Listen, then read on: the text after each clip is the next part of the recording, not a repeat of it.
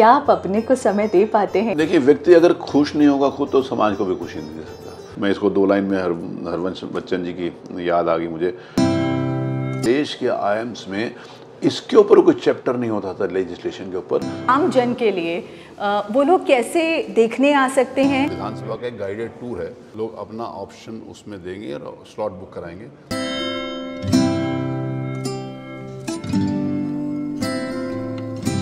Hello, नमस्ते। आप सभी का स्वागत है मेरे programme soul to soul with Sunaina में। हमारी जो आज की शख्सियत हैं वो परिचायक कहूँ या उसके लिए एक बहुत ही अद्भुत शब्द कहूँ कि महान से महानतम कार्यों को कैसी सहजता से किया जा सकता है। तो चलिए मिलते हैं देश के सबसे बड़े राज्य उत्तर प्रदेश के विधानसभा अध्यक्ष सतीश महाना जी से। आपका बहुत सारा स्वागत है हमारे चैनल। Thank you. आपके कार्यकाल को मुझे लगता है कार्यकाल ना कहकर एक अद्भुत कर्मकाल कहना चाहिए। महिम राष्ट्रपति जी हों या उपराष्ट्रपति जी, प्रधानमंत्री जी ने तो बिल्कुल ही सही शब्दों में कहा कि महाना जी ऐसे व्यक्ति हैं कि जो लाइमलाइट में नहीं रहना चाहते पर बस काम करना चाहते हैं। तो आपको कैसा लगता है?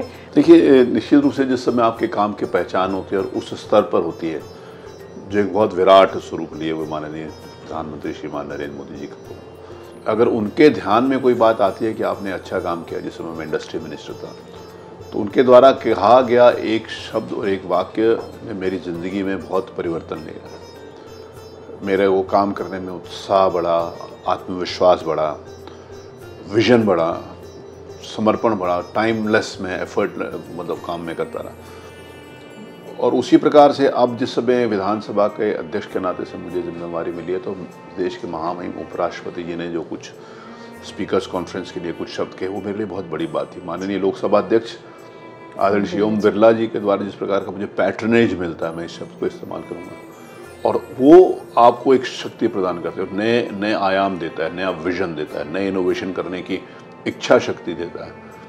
तो जिस समय उन बड़े पदों के ऊपर बैठे हुए ऐसे महान व्यक्तित्व आपके काम की पहचान करते हैं, तो स्वाभाविक रूप से अच्छा लगता है और काम करने की प्रेरणा भी मिलती है। आपका 40 साल क्योंकि आपने जिसे कहना चाहिए कि एक्टिवली अपना सामाजिक और राजनीतिक जीवन जब शुरू किया, और 24 में अब 40 साल हो जाएंगे, आप अपनी फैमिली को, because I know you personally, तो मैंने इतना ज़्यादा caring, not only in one relation, सबका ख्याल रखने वाले, उसका आप ज़रूर ये मंत्र लोगों को दीजिए, क्योंकि अच्छा परिवार ही एक कुशल समाज की शुरुआत होती है। तो ये बात मैंने आदरणीय सुषमा स्वराज दीदी से सीखी थी।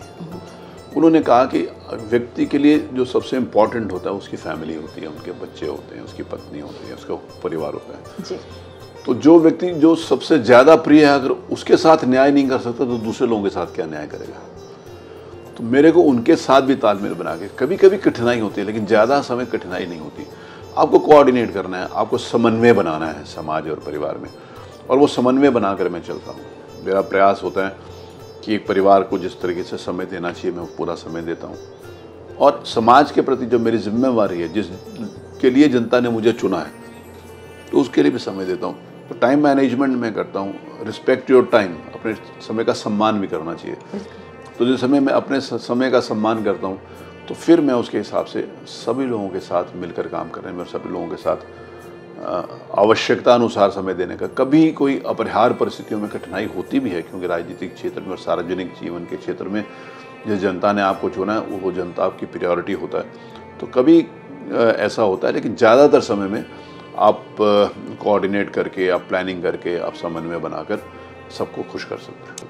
महाना जी ने समाज की बात कर ली, परिवार की बात कर ली, क्या आप अपने को समय दे पाते हैं? आपकी जो रुचि, जो आपकी हॉबीज़ थी, क्या वो कंटिन्यूड है या? देखिए, व्यक्ति अगर खुश नहीं होगा खुद तो समाज को भी खुशी नहीं दे सकता। बहुत छोटी सी बात मैंने कहा कि पहले आप आगे तो देखते हो कि क्या हो रहा है आपके, आप पीछे भी देखते हो क्या, आप अपने अंदर नहीं देखते कि क्या हो रहा है। तो मैं प्रयास करता हूँ, मैं अपने अंदर भी देखने की कोशिश करता हूँ कि मेरे अंदर क्या चल रहा है। तो जिस समय मैं अपने अंदर को पहचानने की कोशिश करता हूँ, तो मैं इस बात की शिक्षा सब जगह देता हूँ जहाँ जहाँ मतलब कंसर्न है, जहाँ पर लोग मुझे मानते हैं कि आप कोई भी काम करते हो तो आप उसको अच्छे तरीके से क्यों नहीं कर सकते, अच्छे मूड में क्यों नहीं कर सकते, अच्छे भाव में क्यों नहीं कर सकते। वो एनर्जीज भी वैसी हो जाते हैं ना। वो आप यू हैव टू थिंक कि आपको अपने, वो मैंने कहा ना कि आप आप किसी से नाराज़ भी हो तो वो भी मुस्कुरा के क्यों नहीं नाराज़ होती। आपने कोई ज़रूरी थोड़ी है कि आपका भाव गलत हो, भाव भंगिमा ख़राब हो, आपकी भाषा ख़राब हो। आप अच्छी भाषा में भी अपना विरोध व्यक्त कर सकते हैं। जो आपका विरोध अभी हाउस में दिखा ना, आपने इतनी प्यार से नाराज़गी दिखाई कि पूरा सपा के जितने भी विधायक थे, मतलब उन्हें प्रेम भी हुआ और उन्हें लगा भी कि हाँ नहीं। मैं कहता हूँ इस पर मेरे पे भगवान की बहुत कृपा है। और जैसे मैंने कहा, मैं सारे एमएलए से, देखिए राजनीतिक क्षेत्र में काम करना बहुत कठिन होता है जी। राजनीति आपस में, मैंने कहा, हर व्यक्ति अपने एजेंडे के साथ, अपनी नीतियों के साथ, अपने काम करने की शैली के साथ विधानसभा में आए। कोई भी प्रतिपक्ष हो, हम भी प्रतिपक्ष में रहे हैं, कोई भी प्रतिपक्ष हो, प्रतिपक्ष सरकार की तारीफ करने के लिए वहाँ पर नहीं बैठा हुआ। लेकिन ये बात होनी कि सरकार की सकारात्मक आलोचना कैसे की जाए, सरकार के सुझाव क्या दिए जा सकते हैं, कोई अच्छी बात को उस अच्छी तरीके से कहा जा सकता है। और मैंने हर एमएलए को इस बात के लिए, मतलब आई मेड देम फील कि वो क्यों विधानसभा में आए। मैंने जिस समय मैं पहले दिन अध्यक्ष चुना गया था, मैंने एक ही बात कही पहले दिन सारे एमएलए से कि आप क्यों यहाँ पर लोग आए, why have people elected you. अब जनता ने चुना क्यों है आपको, क्या सोच कर चुना है, और जो उन्होंने सोच कर आपको चुना है, आप उसके ऊपर कितना खरा उतर रहे हो।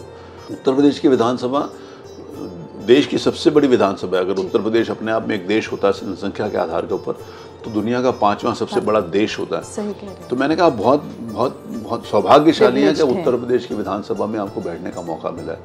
और जिस जनता ने आपको मौका दिया है, उनके प्रति आपकी क्या जिम्मेवारी, जिनके कारण आप यहाँ बैठे हो।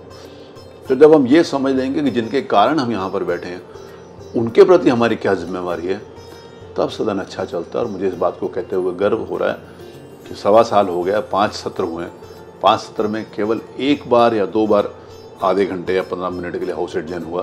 वो तो ज़रूरी भी है, पक्ष और विपक्ष। बहुत मैं इस बात नाते से मैं सारे सदस्यों को बहुत आभार व्यक्त करता हूँ कि सब लोग मेरा सम्मान करते हैं, और इक्वली मैं भी उनको सम्मान करता हूँ। बिल्कुल, आपने शक्ति और आयाम की बात की, तो मुझे लगता है कि जब इस तरह के काम होते हैं ना, तो ईश्वर का बड़ा आशीर्वाद होता है। आपके पिताजी श्री राम अवतार महाना जी, वो सिर्फ आपके ही प्रेरणा स्रोत नहीं थे, हमारी संघ के वरिष्ठ पदाधिकारी रहे हैं। और 1991 में आपने अपना पहला चुनाव जो जीता, वो जीता श्याम मिश्रा जी से, कांग्रेस से होते थे। तो आपने क्या नोटिस किया कि आपके राजनीतिक जीवन की उत्पत्ति ही राम और श्याम के बीच में से हुई है? मेरे लिए देखिए, मैं राजनीतिक क्षेत्र में काम नहीं करता था, क्योंकि मेरे पिताश्री संघ के अधिकारी थे जी। और बाल्यकाल से मैं संघ की शाखाओं में जाया करता था जी। तो संघ से जुड़ाव था। लेकिन जिस समय श्री राम जन्मभूमि का आंदोलन चला, और श्री राम जन्मभूमि आंदोलन में मेरी भागीदारी, मैं बजरंग दल का संयोजक था जी। 1984 से 1984 में, जिस समय आज़ादी के बाद जिस समय राम जन्मभूमि का आंदोलन दोबारा शुरू हुआ, तो 1984 से एकात्मता यात्रा थी। तो उसमें एक नारा था कि हर हर बम बम ताला तोड़ के लेंगे दम। तो वो मेरा एक्टिव पार्टिसिपेशन था। तो संघ ने मुझे कार्यकर्ता के नाते से पहचाना, संघ की योजना से मैं राजनीतिक क्षेत्र में आया। बिल्कुल, और आपको तो बड़ा प्रेम मिला है माननीय सिंघल जी का और श्रद्धेय अटल बिहारी वाजपेयी जी का। तो वो यादें आपकी युवावस्था की, मतलब उस टाइम पर तो उन लोगों का एक अलग ही और श्रद्धेय अशोक जी सिंघल कानपुर में प्रचारक रहे जी। उस नाते से हमारे घर में उनका आना जाना बहुत था। जिस दिन मुझे पहली बार टिकट मिली थी 1991 में, उस दिन जब माननीय अशोक जी को पता चला, तो वो स्वयं घर पे आशीर्वाद देने के लिए आए। अरे वाह! तो ये मेरे लिए बहुत बड़ी बात थी। जिसमें मैंने कहा ना कि जिस समय बड़े लोगों का आशीर्वाद होता है, तो आपको बहुत अच्छा लगता है। श्रद्धेय अटल जी के साथ मेरा बहुत स्नेह था, उनकी बहुत विशेष कृपा थी, मैंने पे कहूँगा। उनका बहुत विराट व्यक्तित्व था। कभी कभी हम सोचते हैं कि इतना बड़ा व्यक्ति अगर हमारे को पहचानता है, ये हमारे लिए बहुत बड़ी बात है। अटल जी, अडवाणी जी, मैं सुषमा दीदी को, सुषमा स्वराज जी को दीदी बोलता था मैं, और आदरणीय श्री अरुण जेटली जी को, श्री प्रमोद महाजन जी को मैं कभी भी नहीं भुला सकता, क्योंकि मेरी राजनीति में आगे बढ़ाने के इनका बहुत बड़ा योगदान था। श्रद्धेय अडवाणी जी का आशीर्वाद, ठाकरे जी का, भंडारी जी का, जो पुराने लोग थे, वो बात ही कुछ अलग थी। आप जो देश की स्किल को आगे ले जाना चाहते हैं, आप 18वीं विधानसभा के अध्यक्ष हैं, और अब हमारे 18वीं लोकसभा के इलेक्शन आ रहे हैं, तो आपका क्या विचार होगा कि यदि इस बार 18वीं लोकसभा में हम आपके मेरे ख्याल से और मेरी बात से सारे ही व्यूअर्स भी बहुत ज़्यादा सहमत होंगे कि सचमुच में इसकी ज़रूरत है। देखिए, हम लोग कार्यकर्ता हैं। जैसे मैंने आपको बताया ना कि मैं 1991 में जिस समय पहली बार मुझे टिकट मिली थी, मैं राजनीतिक क्षेत्र में काम भी नहीं करता था। मतलब बजरंग दल का संघ का स्वयंसेवक। तो उस दिन से लेकर मुझे जब घर से बुलाकर टिकट दी गई, तब से लेकर आज तक मैंने पार्टी से कभी कुछ नहीं मांगा और मुझे पार्टी ने बहुत कुछ दिया जी। मतलब बिना मांगे बहुत कुछ मिला। अभी शुरुआत जहाँ से आपने करी थी कि माननीय प्रधानमंत्री जी ने मेरे काम को पहचाना, माननीय उपराष्ट्रपति जी ने, माननीय लोकसभा स्पीकर ने, माननीय मुख्यमंत्री जी ने मेरे काम को पहचाना, मेरी काम की पहचान हो रही है, मेरे लिए यही बहुत बड़े संतोष की बात है। जिस पद के ऊपर मैं बैठूंगा ये निर्णय करना मेरा काम नहीं है, कम से कम भारतीय जनता पार्टी में जो मूल कार्यकर्ता है उसका काम नहीं है। तो कभी ध्यान में नहीं आता कि मुझे कहना चाहिए कि मैं लोकसभा का चुनाव लड़ूंगा, मुझे ध्यान में नहीं आता कि मुझे इस प्रकार की कोई बात कहनी चाहिए, मुझे ये पद दीजिए। जहाँ पर मुझे बिठाया जाता है कार्यकर्ता होने के नाते से उस पद को जस्टिफाई करने का, उस पद को जस्टिफाई करने का कि मुझे जो जिम्मेवारी दी है। मेरे को ध्यान है, जैसे मैंने आपको बोला मैं संघ की योजना से राजनीति में आया था, तो मेरे को अपने से ज़्यादा संघ के उन अधिकारियों के सम्मान की ज़्यादा चिंता होती थी, कहीं उनको लोग ये ना कहें कि अरे आप किस व्यक्ति को लेकर आ गए, मेरे कारण उनके ऊपर कोई उंगली ना उठाए। पक्ष हो या प्रतिपक्ष, सहमति हो या असहमति, आप सिर्फ सर्वसम्मति ही नहीं सर्वप्रिय। बड़ी बात होती है कि हाउस में सपा के जो नेता हैं अवधेश प्रसाद जी ने कहा कि आपने उत्तर प्रदेश की गरिमा को उस स्थान पर ला दिया कि सरकार से ज़्यादा आपका सम्मान है। तो कैसा लगता है कि जब आप किसी पार्टी विशेष के ना होकर सर्वप्रिय हो जाते हैं, तो वो मुझे लगता है कि जिस समय आप डिफरेंट रोल्स में रहते हो तो हर रोल को आपको अच्छी तरीके से निभाना चाहिए। तो अध्यक्ष की ये जिम्मेवारी है कि पक्ष और प्रतिपक्ष के लिए निष्पक्ष रहे जी। तो मैं यही प्रयास करता हूँ कि मैं निष्पक्ष रहता हूँ। मैं इस बात को बहुत सारे चैनल्स में, और चैनल्स में ही नहीं, जिस समय मैं किसी भी डिबेट में जाऊँ, किसी प्रोग्राम में जाऊँ, किसी फंक्शन में जाऊँ, कहीं मेरा लेक्चर हो, तो हर जगह मैं इस बात को कहता हूँ। उत्तर प्रदेश के 403 विधायक मेरे हैं, जिसमें मैं 403 को अपना बनाकर चलता हूँ। उस समय मुझे कोई कठिनाई नहीं होती विधानसभा के संचालन करने में। वो भी आजकल की राजनीतिक परिवेश में, जहाँ शायद हम सैद्धांतिक या नैतिक मूल्यों के लिए बात कर सकते हैं, पर ऐसे में जब देखते हैं तो बिल्कुल सही है। आपके चुनाव में मैं आपके साथ रही थी, तो शायद इसीलिए एक स्लोगन था कि जिसके साथ ज़माना है उनका नाम महाना है। तो अब मैं कहना चाहूँगी कि वो ज़माना किसी क्षेत्र या ज़िले विशेष का नहीं, बल्कि किसी प्रदेश का भी नहीं, पूरा देश उसे देख रहा है। तो आप कैसा महसूस करते हैं जब अलग अलग प्रदेशों के विधानसभा के लोग, मैंने एक आर्टिकल में पढ़ा कि केरल, तमिलनाडु, वो लोग कह रहे हैं कि आप हमें इंग्लिश में ट्रांसलेट करके अपनी, तो प्लीज़ उसके बारे में बताइए। देखिए, मैं 2002 से ये नारा प्रचलित हुआ जी। क्योंकि जो कानपुर की जनता वो अक्रॉस पार्टी लाइन मेरे साथ है और मैं कानपुर की जनता के साथ हूँ अक्रॉस पार्टी, जिसमें मैं विधानसभा का विधायक हूँ। पहले छावनी विधानसभा क्षेत्र मेरी विधानसभा का नाम था, परिसीमन हो जाने के बाद कुछ नया क्षेत्र जुड़ा, कुछ नया कटा, लेकिन जहाँ पर मेरा आवास है उसका क्षेत्र वो पहले कैंटोनमेंट था, आज महाराजपुर में, मैं उसी विधानसभा से है। तो सब लोगों के साथ, मेरे को विपक्ष वाला भी कोई सदस्य होता है या पार्टी के लोग होते हैं, तो मैं उनको भी वही सम्मान और इज्जत से बात करता हूँ। मैं समझता हूँ कि नीतियाँ हमारी अपनी हैं, सिद्धांत हमारे अपने हैं, राजनीति हमारी अपनी अपनी करने के लिए, लेकिन स्नेह और भ्रातृत्व भाव, बंधुता, वो सबके साथ बराबर की होनी चाहिए। आप मुस्कुरा कर सबसे बात कर सकते हैं। कोई व्यक्ति मेरे को विरोधी मानता हो तो मुझे नहीं मालूम। मैं समझता हूँ कि हर आदमी अपना अपना रोल अदा कर रहा है। मैं इसको 2 लाइन में हरवंश बच्चन जी की याद आ गई मुझे, तो मैं उसको उस लाइन में कहता हूँ कि किसी ने बुरा तो किसी ने अच्छा जाना मुझे, जिसको जितनी ज़रूरत थी उसने उतना पहचाना मुझे। तो जिसको जितनी मेरी ज़रूरत होती है, किसी को लगता है कि मुझे अच्छा कहकर उसका काम हो सकता है तो मुझे अच्छा कह देता है, किसी को लगता है कि मुझे खराब कहकर उसका भला होता है तो मुझे खराब कह देता है। आपने अभी रिसेंटली, मैं देख रही थी, इसका संज्ञान मुझे इसलिए आया कि पिछले साल गुरु पूर्णिमा पर माननीय प्रधानमंत्री जी ने इंडिपेंडेंट डायरेक्टर्स की एक मीटिंग की थी, और चूँकि मैं भी हूँ तो उन्होंने बताया कि जब वो गुजरात में मुख्यमंत्री थे तो किस तरह से उन्होंने IIM के इंस्टीट्यूट से ट्रेनिंग के लिए MLAs की बुलाया। आप उस परिपाठी को उस देश में इसे कहते हैं कि सचमुच में एकलव्य होना। शायद आप भी अब विधानसभा में ये इनिशिएटिव ला रहे हैं कि IIM ITNs को लाकर और एक स्किल डेवलपमेंट को। नहीं, मैंने प्रधानमंत्री जी को, मैंने कहा ना, मैं जिस समय अध्यक्ष बनने का प्रधानमंत्री जी से मिला था तो उन्होंने मुझे बहुत बहुत महत्वपूर्ण टिप्स दिए थे मैं उसी के आधार के ऊपर काम कर रहा हूँ। जिस समय उत्तर प्रदेश में सरकार बनी 2017 में माननीय योगी जी के नेतृत्व में, और योगी जी ने हम सब लोगों को, सारे जो मिनिस्टर्स थे उनको IIM लेकर गए। तो जब हम लोग जा रहे थे तो मेरे कुछ मित्रों ने, जो सहयोगी मित्र थे, जो हमारे कलीग्स थे, तो उन्हें कहा रहे ये हमें क्या सिखाएंगे, हम लोग तो मंत्री जनता के बीच में से आते हैं, ये हमें क्या सिखाएंगे। मैंने कहा नहीं, सीखने के लिए जहाँ कहीं भी कुछ सीखने को मिला तो मैं वहाँ गया। मैंने वहाँ पर बहुत कुछ सीखा कि जहाँ पर हम सीख कर आए थे उनको भी कम से कम पता हो कि लेजिस्लेशन है क्या, क्योंकि बाहर से सुनना और नज़दीक से देखना, इस बात में फ़र्क है। तो मैंने जो डायरेक्टर हैं IIM की, मिसेस शुक्ला यहाँ पर लखनऊ IIM की, तो मैंने उनसे रिक्वेस्ट करी कि आप और आपके कुछ प्रोफेसर्स, आप लोग मेरे पास आओ, मेरी विधानसभा देखिए और मैं आपसे कुछ चर्चा करूँगा, मैं आपको बताऊँगा कि हम क्या कर रहे हैं। तो मैंने उनसे रिक्वेस्ट की, तो वो आए।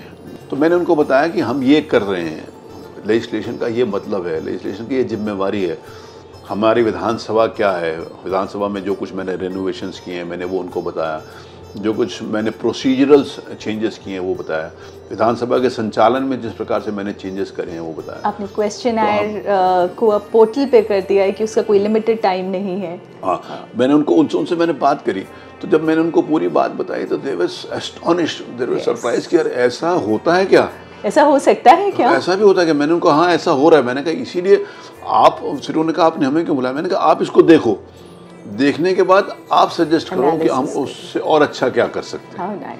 तो उन्होंने, मुझे सबसे महत्वपूर्ण बात और सबसे अच्छी बात लगी उनकी, उन्होंने कहा कि देश के IIMs में इसके ऊपर कोई चैप्टर नहीं होता था लेजिस्लेशन के ऊपर, उनका अब हम इस बात के लिए सुझाव देंगे। माननीय मुख्यमंत्री जी हों या नेता प्रतिपक्ष हों अखिलेश यादव जी, दोनों ने कहा कि पहले जब हम स्पीकर की बात करते थे तो जो प्रमुख नेता होते थे तो वो छुप जाते थे, पर आपने उसके आयाम, मतलब जिसे कहना चाहिए ना कि हिस्टोरिक जो चेंजेस किए हैं। तो मुझे लगता है कि किसी भी व्यक्ति का जो कद होता है, जो विजन होता है, समाज को आगे ले जाने की प्रेरणा होती है, वो किसी पद विशेष से नहीं होता, वो उसकी समाज के प्रति एक समर्पित भावना होती है। पद तो होते हैं, पद, उसी पद के ऊपर बहुत सारे लोग बैठे हैं, लेकिन अपनी अपनी रुचि की बात होती है। मेरे से पहले भी जो स्पीकर्स रहे बहुत विद्वान थे, बहुत समर्पित थे, मतलब बहुत, जैसे माननीय कृष्णा त्रिपाठी जी की बात करें, उनका व्यक्तित्व तो बहुत बड़ा था।